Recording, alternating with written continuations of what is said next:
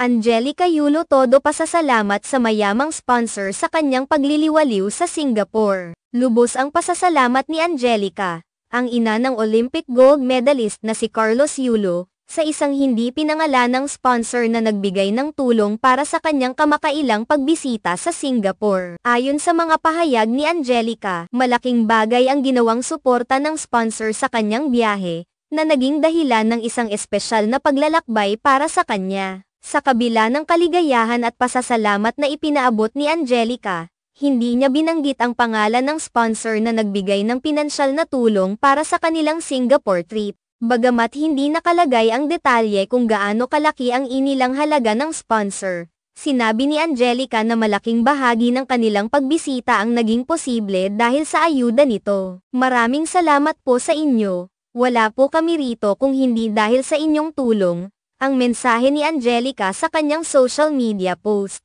kung saan ipinahayag niya ang kanyang pasasalamat sa mga tumulong. Inamin ng mommy ni Carlos na ang pagkakataon na makapunta sila sa Singapore ay hindi sana matutuloy kung wala ang suporta na kanilang natanggap. Hindi rin naiwasan ni Angelica na magpasalamat sa mga taong patuloy na sumusuporta sa kanilang pamilya, lalo na sa mga tumulong sa kanila upang mapadali ang kanilang paglalakbay at mga preparasyon. Si Carlos Yulo, nakilala sa buong mundo dahil sa kanyang tagumpay sa gymnastics, ay naging inspirasyon sa marami. Kaya naman hindi nakapagtataka na marami ang nais tumulong at magbigay ng suporta sa kanyang pamilya. Isang malaking karangalan ang makapunta sa ibang bansa para sa mga international competitions at mga training. At napakahalaga ng bawat pagkakataon na magagamit ito ni Carlos upang mas mapabuti pa ang kanyang mga kasanayan. Bagamat hindi tinukoy ni Angelica kung sino ang sponsor, malinaw ang kanyang pasasalamat sa mga taong tumulong